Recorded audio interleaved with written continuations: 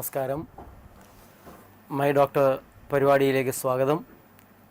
ഇന്ന് പ്രകൃതി ജീവനത്തെക്കുറിച്ച്, പ്രകൃതി ചികിത്സയെക്കുറിച്ചാണ് നാം ഇവിടെ സംസാരിക്കുന്നത്.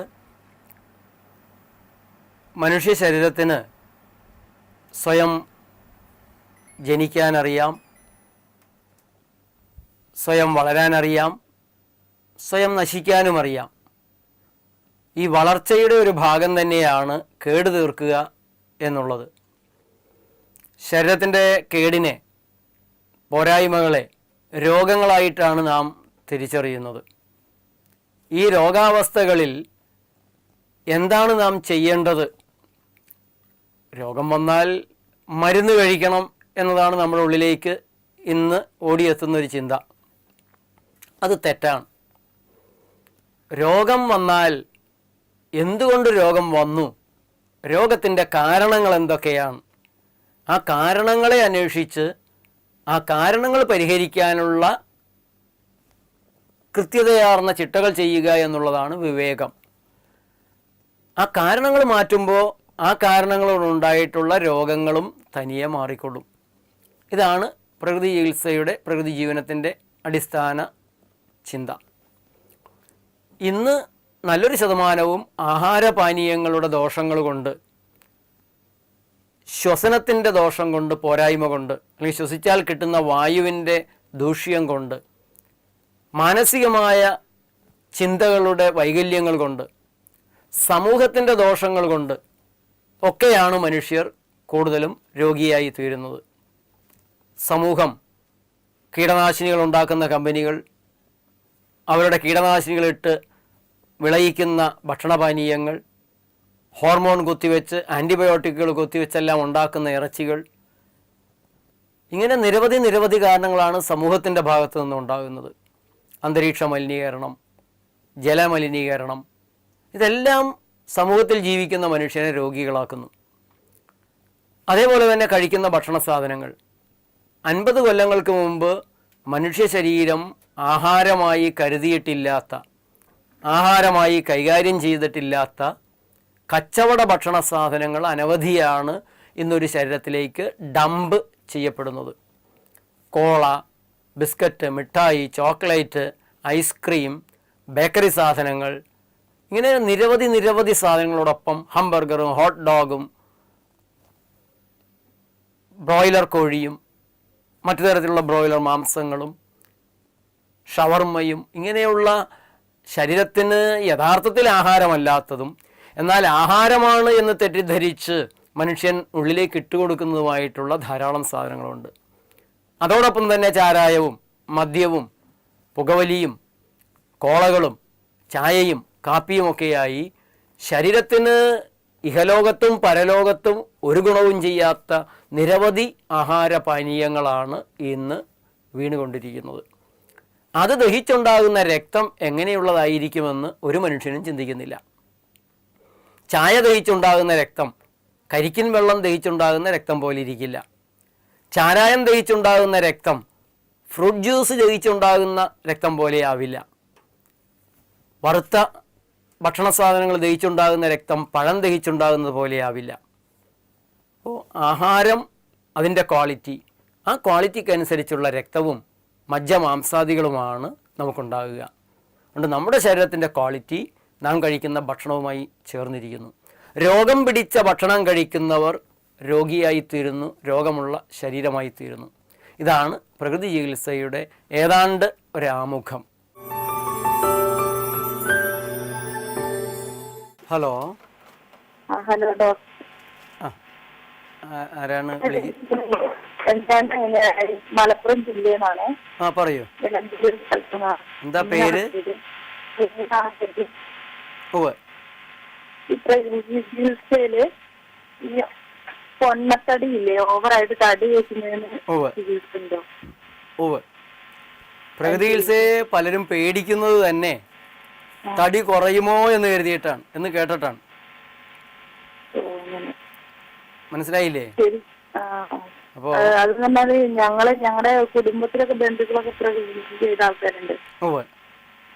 അവര് വയനാട്ടിലൊക്കെ ഉള്ളവരാണ്. അപ്പോൾ അറിയാമല്ലോ, പ്രകൃതി രീതിയിൽ നമ്മൾ നമ്മുടെ ആഹാരം ക്രമീകരിക്കുക എന്നുള്ളത് വളരെ പ്രധാനപ്പെട്ട ഒരു കാര്യമാണ്. അതോടൊപ്പം അല്പം യോഗ, വെയിൽ കൊള്ളുക, അങ്ങനെയുള്ള എല്ലാ ചിട്ടകളും നമ്മൾ ഒരു നിശ്ചിത സമയത്ത് കൃത്യമായി ചെയ്തു വരുമ്പോൾ നമ്മുടെ ശരീരത്തിലെ ഹോർമോൺ ഇംബാലൻസ് ഉണ്ടെങ്കിൽ, ഇപ്പോൾ തൈറോയിഡ് ഗ്രന്ഥിയുടെ പ്രവർത്തനത്തിൽ അപാകത ഉണ്ടെങ്കിൽ തടി കൂടാം, അതല്ല മറ്റു ചില ഓർഗൻ്റെ പ്രവർത്തനത്തിന് വൈകല്യങ്ങളുണ്ടെങ്കിൽ, പ്രയാസം ഉണ്ടെങ്കിൽ വരാം. ആഹാരം നമ്മൾ തടി തന്നെ കൂട്ടുന്ന ആഹാര സാധനങ്ങളാണെങ്കിൽ വരാം. അങ്ങനെ പല കാരണങ്ങളും അതിൻ്റെ പിന്നിലുണ്ടാകും. അപ്പോൾ ആ കാരണങ്ങളെ കണ്ടെത്തി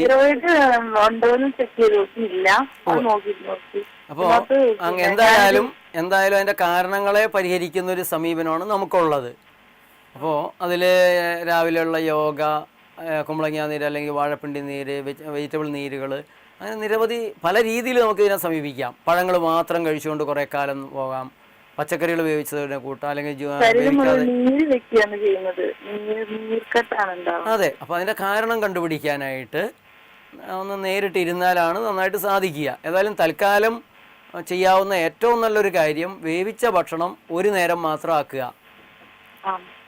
അത് തവിട് കളയാത്ത ഉണക്കലരി ചോറോ അല്ല എങ്കിൽ പച്ചരിയുടെ ചോറോ. ചോറ് എത്ര കഴിക്കുന്നോ അതിൻ്റെ ഇരട്ടി വേവിക്കാത്ത പച്ചക്കറികൾ ചോറിൽ തന്നെ കുഴച്ച് കഴിച്ചോളൂ.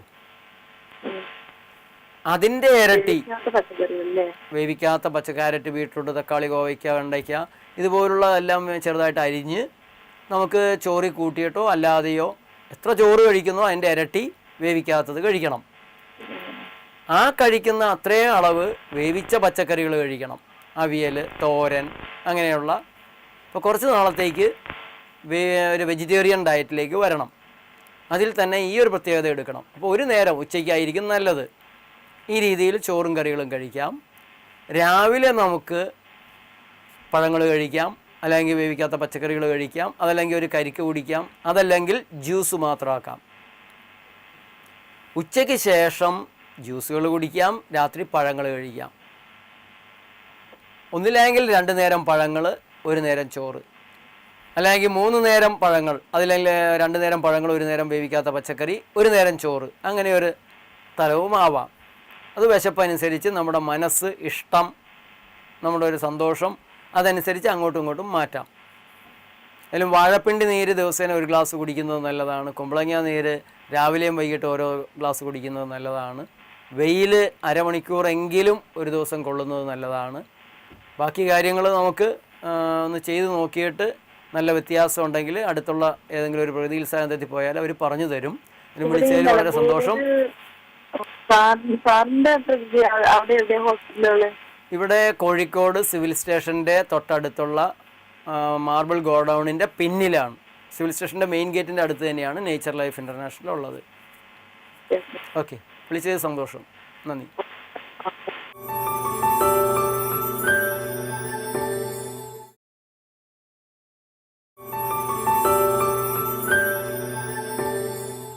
ഹലോ ഡോക്ടർ അല്ലേ? അതെ. എന്റെ പേര് ഹണി എന്നാണ്. ഞാൻ നായരമ്പലത്തിൽ നിന്ന് വിളിക്കുന്നത്. ഓ, നായരമ്പലം വൈപ്പിങ്കരയാണ്. വൈപ്പിങ്കരയാണ്. എന്റെ സ്ഥലവും വൈപ്പിങ്കരയാണല്ലോ. ഞാൻ മാലിപ്പുറമാണ്. മാലിപ്പുറമാണല്ലേ ഡോക്ടർ? ഞാൻ ക്യാൻസർ പേഷ്യന്റ് ആണ് ഡോക്ടറെ. ഓഹോ. അപ്പൊ കീമോയും സർജറിയും കഴിഞ്ഞു. യൂട്രസിലായിരുന്നു. യൂട്രസും ഓവറീസും ഒക്കെ എടുത്ത് മാറ്റി. ഇപ്പം എനിക്ക് CA 125 നോക്കിയപ്പോഴത്തേക്കും 3.4 ഉണ്ട്. പിന്നെ പെറ്റ് സ്കാൻ എടുത്തപ്പോഴത്തേക്കും എന്റെ വയറിന്റെ ഭാഗത്തും കുടലിന്റെ ഭാഗത്തും കുറച്ചുകൂടെ ഉണ്ട്, പോയിട്ടില്ല എന്നാണ് അവർ പറയുന്നത് മുഴുവനായിട്ട്. അപ്പൊ ഇപ്പൊ അലോപ്പതി ട്രീറ്റ്മെന്റിൽ ഒന്നുമില്ല, അവർക്കിനി ഒന്നുമില്ല. അപ്പൊ ഞാനിപ്പോ ഈ പ്രകൃതി ചികിത്സയില് എനിക്ക് ഭക്ഷണ രീതിയൊക്കെ ഈ പറഞ്ഞ പോലെ പ്രകൃതി ജീവനാക്കിയാൽ കൊള്ളാന്നുണ്ട്. അപ്പൊ അത് എങ്ങനെയാണ് ഞാൻ കഴിക്കേണ്ടത്?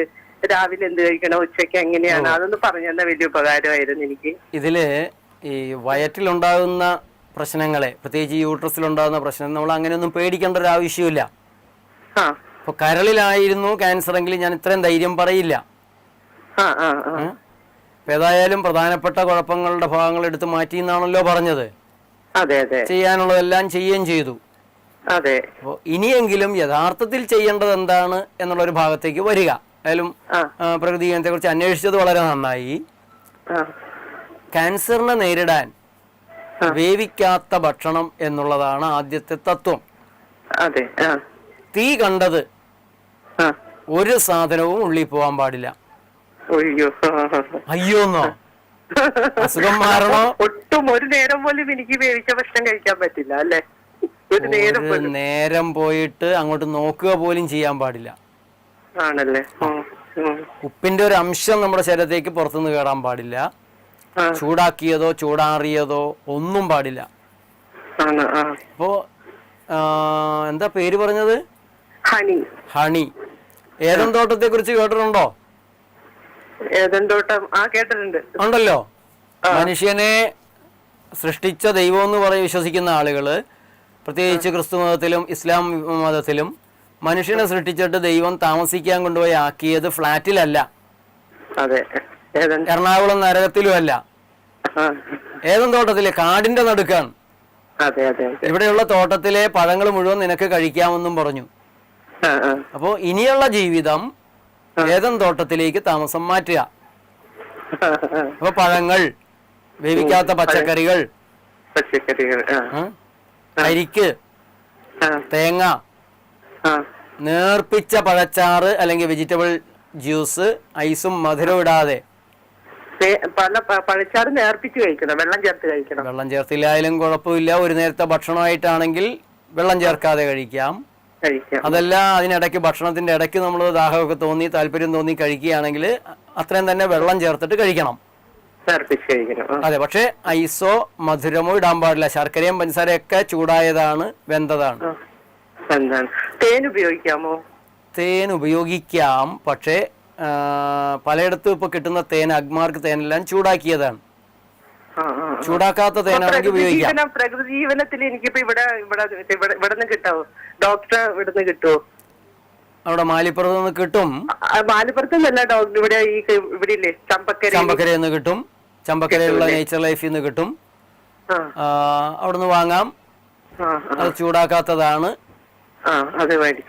അതെ, അപ്പോ വേവിക്കാത്തത് മാത്രം കഴിക്കുക. പച്ചവെള്ളം കുടിക്കുമ്പോൾ ശ്രദ്ധിക്കണം, ക്ലോറിനുള്ള വെള്ളമാണ് നമുക്കിന്ന് കിട്ടുന്നത്. കിണറുകൾ നായരമ്പലത്തെല്ലാം നല്ല കിണറുകളുണ്ട് ഇപ്പോഴും. അവിടെ കിണർ വെള്ളം നായരമ്പലത്ത് കിട്ടും. നായരമ്പലത്ത് അന്വേഷിച്ച് കിണർ വെള്ളം കണ്ടുപിടിച്ച് അത് തന്നെ കുടിക്കണം. ക്ലോറിൻ ഇല്ലാത്ത വെള്ളം കുടിച്ചേ തീരൂ. നല്ല വെള്ളം നായരമ്പലത്ത് കിട്ടും. പ്രത്യേകിച്ച് നമ്മുടെ ഭഗവതി വിലാസം സ്കൂളിന്റെ എല്ലാം പിന്നില് നല്ല വെള്ളമുള്ള വീടുകളുണ്ട്, കിണറുകളുണ്ട്. ഇനി അത് നിവൃത്തിയില്ലെങ്കിൽ മാത്രം ചമ്പക്കരയിൽ പോയി ഡോക്ടറോട് ചോദിച്ചാൽ ക്ലോറിൻ വെള്ളം എങ്ങനെയാണ് ഫിൽറ്റർ ചെയ്യാന്നുള്ളത് പഠിപ്പിച്ചു തരും. ഓക്കെ. അപ്പോ ഇത് തുടർന്ന് ഒന്നുകൂടെ ഞാൻ ചോദിച്ചോട്ടെ, നമ്മൾ പഴവർഗ്ഗങ്ങൾ കഴിക്കുകയാണെങ്കിൽ പുളിയുള്ളത് മാത്രമേ കഴിക്കാൻ പാടുള്ളൂ എന്നൊക്കെ പറഞ്ഞല്ലോ. അപ്പൊ അതിൽ ഈ പഴവർഗ്ഗങ്ങൾ എങ്ങനെ കഴിക്കാൻ നോക്കി? ഏതെല്ലാം പുളിയുള്ളത്? ആപ്പിള് ചോദിച്ചത് വളരെ നന്നായി. പുളിയുള്ള പഴങ്ങൾ കഴിക്കുമ്പോൾ മധുരമുള്ളത് അതിൻ്റെ ഇടയിൽ കഴിക്കരുത്. ആപ്പിള്, മുന്തിരി, ഓറഞ്ച്, മാങ്ങ, പൈനാപ്പിള് ഇതെല്ലാം പുളിവർഗ്ഗങ്ങളിൽപ്പെട്ടതാണ്. അതിന്റെ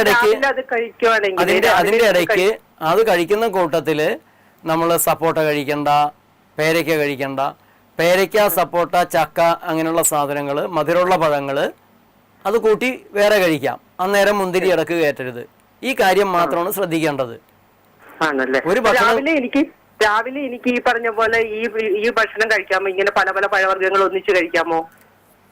കഴിക്കാം, പക്ഷെ ഏറ്റവും നന്നാകുക ഒരു തരത്തിലുള്ള പഴങ്ങൾ മാത്രം ഒരു നേരം കഴിക്കുന്നതാണ് ഏറ്റവും നന്നാകുക.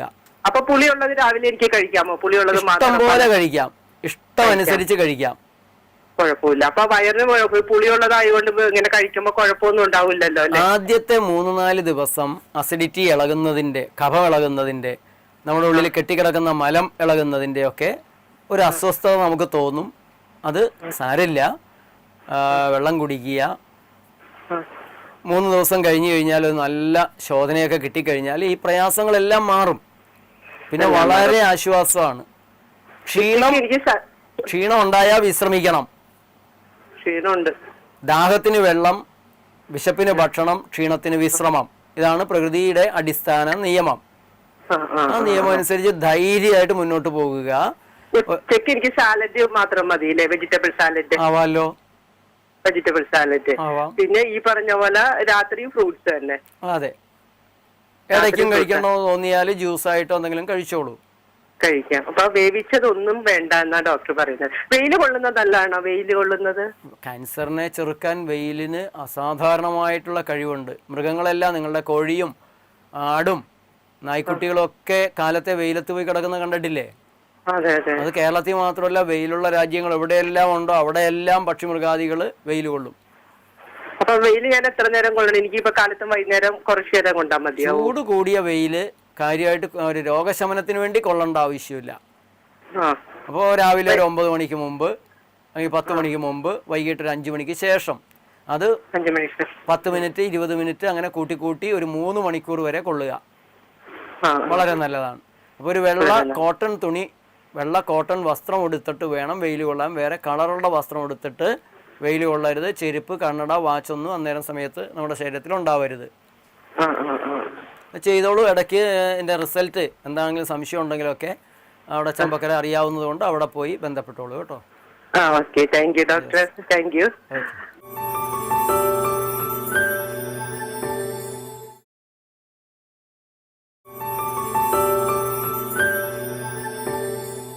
ഹലോ. ഹലോ, ആരാ വിളിക്കുന്നേ? ഞാൻ വരാപ്പുഴയെന്നാണ് വിളിക്കുന്നത്, എറണാകുളം. എനിക്ക് 2 കാലിലും നീര് വന്ന ഒരു ദിവസമാണ്. 10-15 വർഷത്തിൽ കൂടുതലായിട്ടുണ്ട് ഇപ്പൊ. അത് ഒത്തിരി നാളുകളായിട്ടുണ്ട്. അത് മാറുന്നില്ല മരുന്നുകളൊന്നും കഴിച്ചിട്ട്. എനിക്ക് പ്രഷറുണ്ട്. പിന്നെ എനിക്ക് പ്രകൃതി ചികിത്സ ഞാൻ നേരത്തെ കഴിച്ചിട്ടുണ്ട്. വൈപ്പിൻ തപോവനം, ആ ഡോക്ടറിന്റെ മരുന്ന്. അത് പുള്ളി എനിക്ക് എഴുതി തന്നത് കുമ്പളങ്ങ, തഴുതാമ, പേരക്കൂമ്പ്, തുളസിയില, കറുകമ്പുല്ല്, അത്രയും 5 കൂട്ടം എന്നിട്ട് അടിച്ച് ജ്യൂസാക്കി കഴിക്കാനാ പറഞ്ഞത്. പക്ഷെ ഒരുപാട് ആശ്വാസം ഉണ്ടായിരുന്നത് കഴിച്ചിട്ട്. ഇപ്പൊ എനിക്ക് ഈ നീര് കാരണം എനിക്ക് ഒരു സ്ഥലത്ത് പോകാനും പറ്റണില്ല. എനിക്ക് വെയിറ്റ് ഒക്കെ ഉള്ള ആളാണ് ഞാൻ. എത്ര കിലോ ഉണ്ട്? ഇപ്പൊ 90 കഴിഞ്ഞിട്ടുണ്ട്. എനിക്ക് 65 വയസ്സ് കഴിഞ്ഞു. ഞാൻ പിന്നെ മോൻ ഓസ്ട്രേലിയയിലായിരുന്നു, അവിടെയായിരുന്നു. അപ്പൊ അവിടെ പോയിട്ട് കാലാവസ്ഥയൊക്കെ നല്ലോണം പിടിച്ചെനിക്ക്. ഭയങ്കര തണുപ്പാണല്ലോ, മഞ്ഞ് ഒക്കെയാണ്. അപ്പൊ കാലിലെ നീരൊക്കെ കുറഞ്ഞ് ഇവിടെ വന്ന് ഇറങ്ങേണ്ട താമസം ഉണ്ടായില്ല സംഭവമൊക്കെ വന്നു കഴിഞ്ഞ്. അയ്യോ, അത് നടക്കൂല, അത് നടക്കാത്ത കാര്യമാണ്. പക്ഷെ നമ്മുടെ ക്ലൈമറ്റ് കാലാവസ്ഥ മോശമായതുകൊണ്ടാണെന്നാ പറയണത്. നമ്മുടെ ഈ ഇതല്ലേ ഒരു വിഷവായു. അങ്ങനെയാണെങ്കിൽ ഞങ്ങൾക്ക് എല്ലാവർക്കും ഇതുണ്ടാവണ്ടേ? പക്ഷെ എനിക്ക് ഒട്ടും ഇപ്പൊ ഞാൻ പുറത്ത് ഒന്നും പള്ളിയിലൊക്കെ പോയിരുന്നേക്കാൾ കൂടുതൽ നമ്മുടെ ശരീരത്തിലുള്ള ചില പ്രത്യേക ബുദ്ധിമുട്ടുകൾ അല്ലെങ്കിൽ പ്രയാസങ്ങളെയാണ് അത് സൂചിപ്പിക്കുന്നത് കേട്ടോ. അതെ അതെ. കാലാവസ്ഥയുടേതല്ല, നമ്മുടെ തന്നെയാണ് തകരാറ്. ഒന്ന്, ഓസ്ട്രേലിയയിൽ ഉണ്ടായിരുന്ന ഭക്ഷണമല്ല നമ്മളിവിടെ കഴിക്കുന്ന ഭക്ഷണം. അവിടെ ചോറൊക്കെ കുറവാണ് കഴിക്കുന്നത്. ചോറൊക്കെ കുറവാണ് കഴിക്കണം. അപ്പോ അതുകൊണ്ട് ആ ഓസ്ട്രേലിയൻ ഭക്ഷണ രീതിയിലേക്കൊന്ന് പോയാലെന്താ? അങ്ങനെ ഇപ്പൊ ആയിക്കൊണ്ടിരിക്കുകയാണ്. ഈ ചോറ് ഇപ്പൊ കഴിക്കണില്ല. ഒരു മാത്രമല്ല, നമ്മുടെ ഈ മസാലക്കൂട്ടുകളും അത് കൊള്ളൂല. അത് കാര്യങ്ങളൊക്കെ അറിയാലോ. പിന്നെ താളിച്ചൊക്കെ കഴിക്കൽ അവര് സാഹിബന്മാര് പറയാനുണ്ട്, ഇന്ത്യക്കാർ ഏറ്റവും കൂടുതൽ സമയം വേസ്റ്റ് ആക്കുന്നത് ഭക്ഷണം പാകപ്പെടുത്താനാണെന്ന്. അതുകൊണ്ട് യാതൊരു പ്രയോജനവും ഇല്ലെന്ന് അവർ പറഞ്ഞു. നശിപ്പിക്കാനായിട്ടാണ് നമ്മൾ അടുക്കളകളിൽ ഏറ്റവും കൂടുതൽ സമയം ചെലവാക്കുന്നത്. ലോകത്തെ ഭക്ഷണ രീതികളിൽ ഏറ്റവും മോശമായ ഒരു ഭക്ഷണ രീതിയാണ് നമുക്കുള്ളത്. അതെ അതെ അതെ അതെ. അപ്പോൾ നമ്മൾ വേറെ എവിടെ പോയാലും പച്ചക്കറികളൊന്നും ഇതുപോലെ വേവിച്ച് മോശമാക്കില്ല. സാലഡുകൾ കൂടുതൽ കഴിക്കും. ഒരു കാര്യം ചെയ്യൂ, വേവിച്ച ഭക്ഷണം ഒരു നേരം കഴിച്ചോളൂ. ബാക്കി സമയം മുഴുവൻ പഴങ്ങളോ വേവിക്കാത്ത പച്ചക്കറികളോ അതിൻ്റെ സാലഡ്, ജ്യൂസ് ആ രീതിയിലാക്കിയാൽ ഈ പ്രയാസം മാറിക്കോളും. ഓട്സ് കഴിക്കണ്ട്. ഓട്സ് ഒന്നും വേണ്ട. അതൊക്കെ അവിടെ ഉള്ളവരുടെ ഭക്ഷണം, അവരുടെ നാട്ടില് അവർക്ക് വേണ്ടി ഉണ്ടാകുന്ന ഭക്ഷണം. ഇവിടെ വെച്ച് കഴിച്ചിരുന്നാണ്. ഇവിടെ നമ്മുടെ നാട്ടിൽ ഉണ്ടാകൂലല്ലോ ഈ സാധനം. ഓട്സ് ഈ പിന്നെ പ്രഷർ വന്നു കഴിഞ്ഞപ്പോ കഴിക്കാൻ പറഞ്ഞു ഡോക്ടർ. നമ്മുടെ നാട്ടില് നമുക്ക് വേണ്ടി ഉണ്ടാകുന്ന സാധനങ്ങളാണ് നമ്മളുടെ ആളുകൾ കഴിക്കേണ്ടത്. ആ നാട്ടില് ഉണ്ടാകുന്നത് ആ നാട്ടിലുള്ളവർ കഴിക്കണം. നമ്മുടെ വായു ശ്വസിച്ച് നമ്മുടെ വെള്ളം കുടിച്ച് നമ്മുടെ നാട്ടിലുണ്ടാകുന്ന അതേ ഭൂമിയിലെ നമ്മുടെ ഭൂമിയിലെ വിഭവങ്ങൾ എടുത്ത് നമുക്ക് വേണ്ടി ഉണ്ടാകുന്ന ഭക്ഷണ സാധനങ്ങളാണ് നമ്മൾ കഴിക്കേണ്ടത്. അപ്പോൾ ഏതായാലും ഇത് ചെയ്താൽ മതി. സാവധാനം ഈ പ്രശ്നത്തിന്, ഈ പ്രയാസത്തിന് മാറ്റം ഉണ്ടാകും. ഒന്ന്, ഒരു നേരം മാത്രം വേവിച്ചത് കഴിക്കുക. ചോറും പച്ചക്കറികളും മാത്രം ആക്കുക. ഉച്ചയ്ക്ക് ഏത് നേരം വേണമെങ്കിലും ആവാം, ഉച്ചയ്ക്കാണ് നല്ലത്. ബാക്കിയുള്ള സമയങ്ങളിൽ പഴങ്ങൾ, മധുരമുള്ളത് കഴിക്കുമ്പോൾ പുളിയുള്ളത് കഴിക്കാതെ, പുളിയുള്ളത് കഴിക്കുമ്പോൾ മധുരം കഴിക്കാതെ പഴങ്ങൾ, ജ്യൂസ് കഴിക്കുക. വെയിലത്ത് രാവിലെ ഒരു 9 മണിക്ക് മുമ്പും വൈകിട്ട് 5 മണിക്ക് ശേഷമുള്ള വെയിൽ സാവധാനം കൂടുതൽ ഏൽക്കണം. വെള്ള കോട്ടൺ വസ്ത്രം എടുത്ത് വെയിൽ കൊള്ളണം. അങ്ങനെ ഒന്ന് തുടങ്ങിയിട്ട് നമ്മുടെ അടുത്തുള്ള ഏതെങ്കിലും ഒരു പ്രകൃതി ചികിത്സാ കേന്ദ്രത്തിൽ പോയി, അവിടെ എടപ്പള്ളിയിൽ ചമ്പക്കരയിൽ ബസ് സ്റ്റോപ്പിൽ തന്നെയൊക്കെ നമുക്ക് പ്രകൃതി ചികിത്സാ കേന്ദ്രങ്ങളുണ്ട്. അവിടെ പോയി അവരായിട്ട് കണ്ട് ഈ കാര്യങ്ങൾ കിട്ടിയ മെച്ചമെല്ലാം പറഞ്ഞു കഴിഞ്ഞാൽ ബാക്കി കാര്യങ്ങൾ അവർ പറഞ്ഞു തരും. അപ്പോൾ 2 ആഴ്ച ഇത് ചെയ്തിട്ട് അവിടെ ആരെങ്കിലും പോയി കാണുക കേട്ടോ. ശരി, ഓക്കെ. ശരി. ധാരാളം പേര് വിളിച്ചു. ആ വിളിച്ചവർ ഏതാണ്ട് സംതൃപ്തരായി തന്നെയാണ് ഈ പരിപാടിയിൽ പങ്കെടുത്തിട്ടുള്ളതെന്നാണ് എനിക്ക് തോന്നുന്നത്. അവർക്ക് അവരുടെ ആരോഗ്യത്തെ സംരക്ഷിക്കാൻ, രോഗങ്ങളില്ലാതെ ജീവിക്കാനുള്ള ഒരു സൂചനകൾ കൊടുക്കാൻ കഴിഞ്ഞിട്ടുണ്ട് എന്നാണ് എനിക്ക് തോന്നുന്നത്. ഏതായാലും അവർ നടത്തുന്ന അവരുടേതായ ആഹാര പരീക്ഷണങ്ങൾ മേലിൽ രോഗങ്ങളില്ലാതെ ജീവിക്കാൻ അവരെ സഹായിക്കട്ടെ എന്ന് ആശംസിക്കുന്നു, പ്രാർത്ഥിക്കുന്നു. ഒരു കാര്യം വളരെ വ്യക്തമാണ്, വിളിച്ചവർ എല്ലാവരുടെയും, ഒരുപക്ഷെ ഇനി വിളിക്കാനിരിക്കുന്നവരുടെയും രോഗങ്ങളുടെ പ്രധാനപ്പെട്ട കാരണം തെറ്റായ ഭക്ഷണ രീതിയാണ്, ജീവിത രീതിയുടെ തകരാറ് തന്നെയാണ്. അതല്ലാതെ ഈ കാലഘട്ടത്തിലും അണുക്കൾ ഓടി വന്ന് നമ്മളെ ആക്രമിച്ച് ഒരു രോഗം ഉണ്ടാക്കുന്നില്ല. അതല്ല എങ്കിൽ അന്തരീക്ഷ മലിനീകരണമൊക്കെ ഉണ്ടെങ്കിലും അതുകൊണ്ട് എന്നതിനേക്കാളും കൂടുതൽ നമ്മുടെ തെറ്റായ ആഹാര രീതി തന്നെയാണ്, ജീവിത രീതി തന്നെയാണ്. പ്രോഗ്രാം കൊണ്ട് ബഹുമാനപ്പെട്ട പ്രേക്ഷകർക്ക് അവരുടെ ജീവിതം കൂടെ കുറച്ചുകൂടെ മെച്ചപ്പെടുത്താനും ആഹാരപാനീയങ്ങൾ ആരോഗ്യമുള്ളതാക്കാനും നല്ല ഗുണനിലവാരമുള്ളതാക്കാനുമുള്ള ഒരു പ്രേരണ ഉണ്ടാവട്ടെ എന്ന് പ്രാർത്ഥിക്കുന്നു. ഈ എപ്പിസോഡ് ഇവിടെ പൂർത്തിയാകുകയാണ്. മറ്റൊരു എപ്പിസോഡിൽ തീർച്ചയായും നമുക്ക് വീണ്ടും കാണാം. നന്ദി, നമസ്കാരം.